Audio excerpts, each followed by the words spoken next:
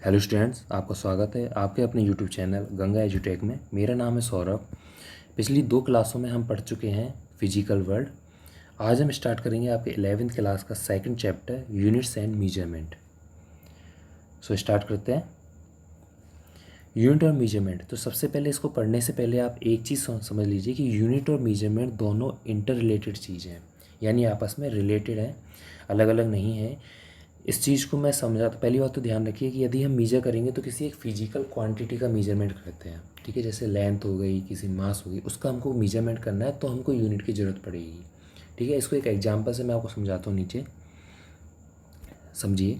जैसे मुझे किसी चीज़ की लेंथ मेजर करनी है ना, कोई एक रॉड है या कुछ भी चीज़ है, उसकी मुझे लेंथ मेजर करनी है और मैंने उसकी लेंथ मेजर करी तो मेरे पास उसकी लेंथ आई 2 मीटर, ठीक है। अब मेरे पास उसकी लेंथ आ गई 2 मीटर, तो ये 2 मीटर है, ये है मेजरमेंट, ठीक है। 2 मीटर क्या है? मेजरमेंट, ठीक है। अब मैं बताता हूँ आपको यूनिट क्या होती है। यदि मैं बात करूँ यहाँ पे सिर्फ इस मीटर की, 2 को हटा दो, अभी सिर्फ हम मीटर की बात कर रहे हैं, तो मीटर है आपका यूनिट, ठीक है। मीटर है यूनिट और 2 मीटर है मेजरमेंट। तो इससे आप कैसे डिफाइन कर सकते हो यूनिट और मेजरमेंट को, कि मेजरमेंट को निकालने के लिए, यानी मेजरमेंट को हमको किसी चीज़ का मेजरमेंट करना है तो हमको किसी ऐसी क्वांटिटी की ज़रूरत पड़ेगी जो कि फिक्स्ड हो और जिसके कंपैरिजन में हम उसका मेजरमेंट कर सकें, ठीक है। जैसे मीटर की बात करते हैं यहाँ पे, तो मीटर एक यूनिट है। क्यों? क्योंकि ये फिक्स्ड है, हमको पता है कि 1 मीटर इतना होता है।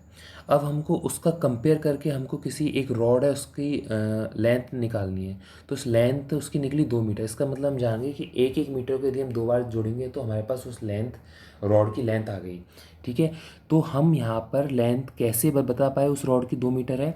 हमने उसको कंपेयर किया यूनिट से, ठीक है। तो ये मीटर हो गई यूनिट और 2 हो गई न्यूमेरिकल वैल्यू। तो टोटल तो हो गई मेजरमेंट और मीटर हो गई यूनिट। तो अब समझ में आया आपको कि यूनिट क्या होती है और मेजरमेंट क्या होता है, ठीक है। अच्छी तरीके से समझ लेना इसको। आगे बढ़ते हैं। अब बात करता हूँ मैं फिजिकल क्वांटिटी की, क्योंकि हमें किसी भी फिजिकल क्वांटिटी का ही मेजरमेंट करना है तो हमें यूनिट डिफाइन करने से पहले ये पता होना चाहिए कि हमारे पास फिजिकल क्वांटिटी कौन कौन सी होती है। तो फिजिकल क्वांटिटी को हमने 2 पार्ट्स में डिवाइड किया है। एक हो गया हमारे पास फंडामेंटल या बेसिक क्वांटिटीज़ और एक होगी अदर क्वांटिटीज़। अब यहाँ पे फंडामेंटल और बेसिक क्वांटिटीज़ कैसी हो गई? ऐसी क्वांटिटीज़ जो कि हम और ज़्यादा डिवाइड नहीं कर सकते एक तरीके से। जैसे लेंथ, तो लेंथ खुद में अपने आप में एक क्वांटिटी है। मास हो गई, टेम्परेचर हो गया, इलेक्ट्रिक करंट हो गया। इस तरीके से हमारे पास डिफरेंट टाइप्स ऑफ फंडामेंटल कुछ क्वांटिटीज़ हैं, 7 से 8 ऐसे, ठीक है, जो हमारे पास फंडामेंटल और जिनके लिए हमें अलग अलग यूनिट देनी ही पड़ेंगी। आगे बात करते हैं अदर क्वांटिटीज़। तो अदर क्वांटिटीज़ ऐसी क्वांटिटीज़ जो इन फंडामेंटल क्वांटिटीज़ से मिलकर बनी हुई हैं, ठीक है। जैसे एक एग्जांपल है, नीचे मैंने दिया हुआ है फोर्स, ठीक है। तो फोर्स जो एग्जांपल है वो अदर इस क्वांटिटीज़ का ही है, ठीक है। यदि मुझे फोर्स का मेजरमेंट करना है तो मुझे किसी अलग से यूनिट की ज़रूरत नहीं है, किसी फंडामेंटल यूनिट की ज़रूरत नहीं है, ठीक है। इसके लिए ड्राइव यूनिट काम में आएंगी।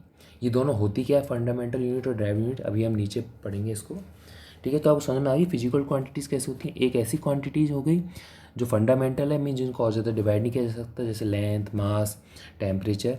और एक हो गई आपके पास अदर क्वांटिटीज़ जैसे फोर्स वगैरह। अभी अदर क्वांटिटी कैसे है अभी आगे एक्सप्लेन हो जाएगा, ठीक है। अब बात करते हैं यूनिट की। तो यूनिट को 2 तरीके से डिवाइड किया गया है, एक फंडामेंटल यूनिट्स और एक ड्राइव यूनिट्स। तो फंडामेंटल जो हमारे पास यूनिट्स होती हैं वो ऐसी यूनिट्स होती हैं जो कि किसी भी चीज़ पर डिपेंड नहीं करती, यानी इंडिपेंडेंट है।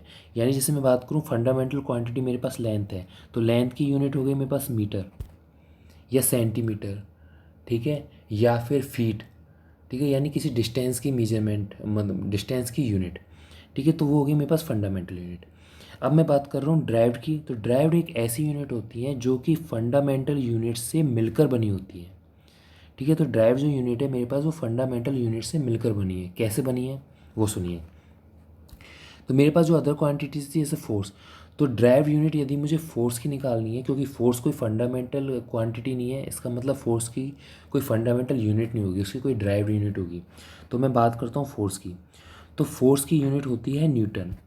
तो न्यूटन हो गई मेरे पास ड्राइव यूनिट। अब न्यूटन ड्राइव यूनिट हुई कैसे वो सुनिए। फोर्स होता है मास इंटू एक्सिलरेशन, ठीक है। आपने ये तो पढ़ लिया होगा मेरे हिसाब से। मास इंटू एक्सिलरेशन होता है, मास इंटू एक्सिलरेशन, ठीक है। तो मास की फंडामेंटल, क्योंकि मास एक फंडामेंटल क्वांटिटी है, इसकी फंडामेंटल यूनिट हो गई किलोग्राम। बात करते हैं एक्जिलरेशन। तो एक्जिलरेशन की फंडामेंटल यूनिट क्या होती है? एक्जिलरेशन होता क्या है हमारे पास? मीटर पर सेकंड स्क्वायर। ठीक है, कैसे? क्योंकि एक्जिलरेशन होता है मेरे पास वेलोसिटी अपॉन टाइम। तो वेलोसिटी की होगी मीटर पर सेकंड और टाइम की होगी सेकंड, तो मीटर पर सेकंड स्क्वायर। तो एक्जिलरेशन की यूनिट होगी मीटर पर सेकंड स्क्वायर। तो अब मैं बात कर रहा हूँ, ये फंडामेंटल यूनिट है, ये फंडामेंटल यूनिट है, ये फंडामेंटल यूनिट है, यानी ये तीनों फंडामेंटल यूनिट का यूज करके मैंने एक चौथी यूनिट बना दी। ठीक है, तो ये तीनों तो फंडामेंटल यूनिट था और इनको यूज करके मैंने एक चौथी यूनिट बना दी। तो जो यूनिट बनी है उसको ड्राइव्ड यूनिट बोलेंगे। ठीक है, तो ड्राइव्ड यूनिट ऐसी यूनिट है जो फंडामेंटल यूनिट का यूज करके बनती है। तो अब आपको समझ में आ गई कि फोर्स की यूनिट जो न्यूटन है वो ड्राइव्ड यूनिट कैसे है। ठीक है, तो अब आप मेरे हिसाब से आपको क्लियर हो गया होगा कि फंडामेंटल यूनिट और ड्राइव्ड यूनिट होती क्या है। आगे बढ़ते हैं। एक चीज़ और ध्यान रखना, जो उसका कंबाइंड सिस्टम है, यानी यदि मैं फंडामेंटल यूनिट्स को भी ले लूँ और ड्राइव्ड यूनिट्स को भी ले लूँ और उनको मिला के यदि बोलूँ तो उसको बोलेंगे सिस्टम ऑफ यूनिट्स। ठीक है, तो मेरे पास जो सिस्टम ऑफ यूनिट्स होती हैं, एक तो अभी आपका टॉपिक है इंटरनेशनल सिस्टम ऑफ यूनिट्स। तो पहले आप तो ये समझ लीजिए सिस्टम ऑफ यूनिट क्या है। एक मेरे पास यूनिट है CGS, एक है FPS और एक है MKS। तो CGS क्या है? ये यूनिट सिस्टम है, यानी अलग अलग कंट्रीज अपने अलग अलग यूनिट सिस्टम रखती हैं। जैसे FPS इंग्लिश सिस्टम हो गया, जैसे ब्रिटिश सिस्टम जो है तो उसमें FPS चलता है। ठीक है, कई इंडिया में जैसे MKS चलता है, CGS भी चलता है। तो ऐसे अलग अलग हो गए जो अलग अलग कंट्रीज़ में कई जगह अलग अलग यूनिट्स हमारे पास चलती हैं। CGS में सेंटीमीटर लेंथ के लिए हो गई, ग्राम मास के लिए हो गई, सेकंड टाइम के लिए हो गई। इसी तरीके से FPS में फुट, पाउंड और सेकंड हो गई, लेंथ वेट और टाइम के लिए। इस तरीके से MKS में मीटर, किलोग्राम और सेकंड हो गई। ठीक है, तो ये तीनों यूनिट है हमारे पास, मतलब यूनिट सिस्टम है। ठीक है, अब बात करते हैं कि एक सिस्टम होता है जो इंटरनेशनल सिस्टम ऑफ यूनिट होता है, जिसको हम ऐसा यूनिट बोलते हैं जो हर एक जगह चलता है। ठीक है, जिसका नाम होता है सिस्टम है इंटरनेशनल। ठीक है, ये यूनिवर्सल यूनिट है, यानी हर जगह ये यूनिट सिस्टम चलेगा, हर एक कंट्री में चलेगा। ठीक है, अब बात करते हैं सबसे पहले, पहली बात तो ये सुनिए कि ये आया कैसे, कि एक कॉन्फ्रेंस हुई थी 19 समथिंग 71 के समथिंग हुई थी। तो उस समय एक कॉन्फ्रेंस हुई, तो उसमें ये चीज़ डिसाइड की गई कि एक यूनिट ऐसा सिस्टम लेते हैं जो सभी जगह वैलिड हो, सभी कंट्रीज़ में हो। ठीक है, तो उस जगह इसका फॉर्मेशन हुआ था SI का। अब ये चीज़ सुनिए कि SI की ज़रूरत क्या पड़ी। SI यूज में आता है साइंटिफिक, टेक्निकल, इंडस्ट्रियल या कमर्शियल एरियाज में। तो जहाँ पे भी इस टाइप की रिसर्च होती है, तो एक्चुअली में हुआ क्या था कि जो पहले क्या था कि जो किसी भी कंट्री में यदि कोई रिसर्च हुई, कोई भी डॉक्यूमेंट बना, कोई थ्योरी बनी, किसी चीज़ का कोई मॉडल बना, तो जैसे ब्रिटिश है तो ब्रिटिश में ये यूनिट चलती है FPS। तो वहाँ के जो भी सिस्टम बना, जो भी थ्योरी बनी, उसमें हर जगह उन्होंने इसी यूनिट का यूज किया। अब इंडिया में मानो ये यूनिट चलती है, तो यदि इंडिया वालों को इनकी रिसर्च यूज में लेनी होगी, ब्रिटिश रिसर्च को यदि यूज लेंगे, तो यहाँ पे क्या करेंगे, ये हर एक क्वांटिटी को पहले चेंज करेंगे इससे में, फिर उसका यूज कर सकते हैं। ठीक है, तो यानी टाइम कंज्यूमिंग है, हर एक क्वांटिटी को इसमें चेंज करना बहुत मुश्किल है, क्योंकि थ्योरी में या फिर एक मतलब थ्योरेटिकल मॉडल में, यानी मैथमेटिकल जो मॉडल होता है उसमें काफ़ी ज़्यादा न्यूमेरिकल वैल्यूज़ और काफ़ी ज़्यादा यूनिट का यूज होता है। तो हर एक क्वांटिटी को चेंज करना बहुत ज़्यादा टाइम कंज्यूमिंग है। तो इससे बचने के लिए क्या किया गया कि ये डिसाइड किया गया उस कॉन्फ्रेंस में कि साइंटिफिक, टेक्निकल, इंडस्ट्रियल और कमर्शियल एरिया की यदि कोई भी रिसर्च होगी या कोई भी डॉक्यूमेंट बनेगा किसी भी कंट्री में, तो हम एक स्पेशल यूनिट का यूज़ करेंगे जो कि ऐसा ही यूनिट होगी जो, और वो हर एक कंट्री में सेम होगी। जिससे क्या है कि यदि वो रिसर्च को कोई और कंट्री यूज़ में लेना चाहती है तो उनको कोई टाइम कंज्यूम नहीं करना पड़ेगा और इजीली वो यूज़ में ले सकते हैं। ठीक है, तो आई होप सो आपको समझ में आ गया होगा कि ऐसा यूनिट की ज़रूरत क्या पड़ी, और ये सारी यूनिट अभी भी यूज होती हैं। ऐसा नहीं है कि ये यूनिट हटा दी गई हैं, लेकिन ये जो कुछ एक स्पेसिफिक एरियाज़ हैं, इसमें हम जनरली रिसर्च में ऐसा यूनिट ही यूज करते हैं जिससे वो हर एक कंट्री में विदाउट टाइम कंज्यूमिंग यूज हो सके। आगे बढ़ते हैं। ऐसा ही जो यूनिट है वो उसमें 7 तो बेस यूनिट्स होती हैं और 2 अदर यूनिट्स होती हैं। ठीक है, तो 7 जो बेस यूनिट है मैं अभी आगे आपको टेबुलर फॉर्म में बताऊंगा उसको, हैं। ठीक है, और ड्राइव यूनिट भी होती है, ड्राइव यूनिट को हम आगे पढ़ेंगे डिटेल में। ठीक है, ड्राइव यूनिट जैसे फोर्स हो गई या कोई हमारे पास वर्क हो गया, इनकी जो यूनिट्स चलती हैं वो ड्राइव यूनिट होती हैं। जो 7 बेस यूनिट होती हैं वो अभी आगे पढ़ेंगे। जो 2 अदर यूनिट होती हैं ये सुन लीजिए, ये अदर क्यों रखी गई हैं, इनसे अलावा क्यों रखी गई हैं वो समझ लीजिए। 2 यूनिट होती हैं, एक तो प्लेन एंगल की और एक सॉलिड एंगल की। तो एंगल की यूनिट है प्लेन एंगल, मीन्स ये रेशो होता है लेंथ ऑफ आर्क और रेडियस का। जैसे मेरे पास कोई सर्किल है, ये मेरे पास कोई सर्किल है, तो मुझे इसका एंगल निकालना है एक, क्योंकि एक प्लेन में है, क्योंकि सर्किल है तो 2D है इसलिए प्लेन एंगल बोला गया है। मुझे ये एंगल निकालना है, ये वाला इतना सा मुझे एंगल निकालना है। तो यानी मैंने इतनी सी आर्क ली, तो ये एंगल क्या होगा, ये एंगल यदि मुझे निकालना है तो आर्क अपॉन रेडियस, ये फॉर्मूला होता है आप लोग जानते हैं एंगल का, तो डी थीटा बराबर डी एस अपॉन आर। तो इसकी जो यूनिट निकली इसको कहते हैं हम रेडियन। तो ये यूनिट आएगी रेडियन में, यानी प्लेन एंगल की यूनिट हो गई रेडियन। ठीक है, ये फिक्स्ड है और निकलती कैसे, डी एस अपॉन आर से। अब बात करते हैं हम सॉलिड एंगल की। अभी ये चीज़ मैं बता क्यों रहा हूँ आपको, अभी बताऊँगा आगे, ठीक है, तो थोड़ा गौर से सुन लीजिए, इससे आगे जो मैं अभी आपको इंपॉर्टेंट पॉइंट बताने वाला हूँ वो आपको अच्छे से समझ में आ जाए। एक होता है हमारे पास solid angle, solid angle means 3D। 3D means जैसे मेरे पास कोई फुटबॉल है, फुटबॉल समझ लीजिए, ये फुटबॉल है तो स्फेयर हो गया फुटबॉल। फुटबॉल में कुछ ऐसे पार्ट्स होते हैं आप लोग जानते हो, इस टाइप से पार्ट्स होते हैं फुटबॉल में, चौकोर टाइप के, ठीक है। तो यदि मैं किसी भी एक पार्ट को ले लूँ, फुटबॉल के किसी भी एक पार्ट को ले लूँ, जैसे इस एक पार्ट को मैं ले लेता हूँ, तो ये वाला चौकोर वाला पार्ट हो गया मानो ये, ठीक है। तो इसका कोई एरिया होगा, इसके चारों पार्ट को किसी एक सेंटर से मिला दो, फुटबॉल के सेंटर से मिला दो इस टाइप से, ठीक है। तो इन चारों पार्ट को मिलाने के बाद जो एंगल बनेगा ना, ये अंदर वाला इन चारों पार्ट का, इस एरिया से जो ये चौकोर वाला पार्ट हमने लिया था ना, तो उसका जो एरिया हुआ उससे जो एक एंगल बना अंदर 3D में, वो एंगल होता है सॉलिड एंगल। यानी समझ में आया। तो सॉलिड एंगल क्या है, intercepted area D A of the spherical surface. यानी पूरा स्फेरिकल फुटबॉल थी मेरे पास, उसमें से मैंने कोई इंटरसेप्टेड एरिया ले लिया, एक छोटा सा पार्ट ले लिया डी ए, ठीक है, वो एरिया, ठीक है, upon square of its radius, यानी इसकी जो रेडियस थी ना इसका स्क्वायर, ठीक है, यानी आर स्क्वायर। तो ये D A upon R square मेरे पास हो गया सॉलिड एंगल, ठीक है। समझ में आया आपके पास सॉलिड एंगल क्या होता है, रेशो होता है intercepted area D A upon R square का, ठीक है। और होता क्या है वो भी मैंने आपको इस डायग्राम से समझा दिया, आपको समझ में आ गया होगा। इसकी यूनिट होती है स्टेरेडियन, ध्यान रखना इसकी यूनिट होती है स्टेरेडियन, ठीक है। तो ये आपको समझ में आ गया प्लेन एंगल और सॉलिड एंगल। अब जो इम्पोर्टेंट पॉइंट है वो ये है कि इस चीज़ को हमने 7 बेस यूनिट से अलग क्यों रखा है। तो अलग रखने का रीज़न ये है क्योंकि ये दोनों जो क्वांटिटी हैं प्लेन एंगल और सॉलिड एंगल, ये डायमेंशन लेस हैं, ध्यान रखना, ये डायमेंशन लेस क्वांटिटी है, यानी इनकी कोई डायमेंशन नहीं है। जबकि जो 7 बेस यूनिट है उनकी डायमेंशन होती है, यदि हमारे पास कोई यूनिट है तो उसकी डायमेंशन होगी, ठीक है। डायमेंशन वैसे मैं आगे पढ़ाऊँगा, बट आपको बता देता हूँ, जैसे लेंथ की डायमेंशन, लेंथ मीटर में शो होता है तो उसकी डायमेंशन हम एल में ही लिखते हैं, ठीक है। यानी कोई लेंथ हमने मेजर करी तो हम उसको एक एल लिखेंगे, हमने कोई मास मेजर किया तो उसको एक एम लिखेंगे। इस तरीके से यदि हम कोई एंगल मेजर करते हैं ना, प्लेन या सॉलिड, तो हम उसको किसी भी चीज़ से डिनोट नहीं करते क्योंकि ये डायमेंशन लेस क्वांटिटी है।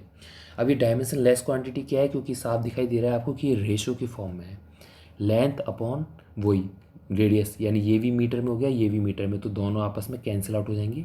तो यानी रेशो है इसलिए कोई चीज़ निकल के नहीं आएगी, तो ये डायमेंशन लेस क्वांटिटी। सेम यहाँ पे होगा, एरिया स्क्वायर की फॉर्म में हो गया मीटर स्क्वायर, ये आर स्क्वायर यानी मीटर स्क्वायर, तो दोनों आपस में कैंसिल आउट हो गए, यानी हमारे पास कोई चीज़ निकल के नहीं आई, कोई यूनिट निकल के नहीं आई। और जब इसकी यूनिट ही नहीं निकल के आई रेशो की, ठीक है, तो फिर उसको हम डायमेंशन लेस कहते हैं, ठीक है। तो इसको जनरल जो हमने यूनिट दी हुई है रेडियन और स्टेरेडियन दी हुई है, लेकिन वैसे ये रेशियो है तो इसकी कोई यूनिट नहीं बनती है जनरली रेशियो के फॉर्म में, इसलिए हमारे पास ये डायमेंशनलेस क्वांटिटी है। आगे बढ़ते हैं, ठीक है। तो ये ख़त्म हुआ आपके पास। जब एसआई अब बचता है आपका पास, एसआई जो यूनिट है उसकी बेसिक यूनिट्स यानी बेस यूनिट, फंडामेंटल यूनिट्स। तो एसआई में 7 फंडामेंटल यूनिट्स हैं, length, mass, time, electric current, thermodynamics, amount of substance और ल्यूमिनस, जिसमें इसकी होती है metre, kilogram, second, ampere, kelvin, mole and candela. ये एक पर्टिकुलर यूनिट्स है, यानी हमें यदि ल्यूमिनस इंटेंसिटी मेजर करनी है तो हमें कैंडेला का ही यूज करना पड़ेगा ऐसा यूनिट में, ठीक है। ये ध्यान रखना, ये फिक्स्ड है, इनके सिंबल्स हैं, देख लो आप। और ये है डेफिनेशन कि ये आया कैसे। तो मैं आपको एक दो समझा देता हूँ, बाकी आपको ईजिली समझ में आ जाएगा। ठीक है, पढ़नी है, ये एग्जाम में आती है 11th में, ध्यान रखना, तो आपको याद रखनी है। समझा देता हूँ जैसे कैसा आया।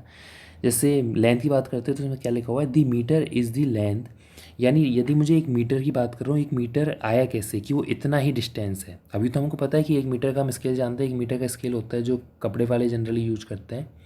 तो वो एक मीटर है, ये कैसे पता चला, यानी उतनी बड़ी डिस्टेंस एक मीटर होती है, उसके लिए डेफिनेशन है ये।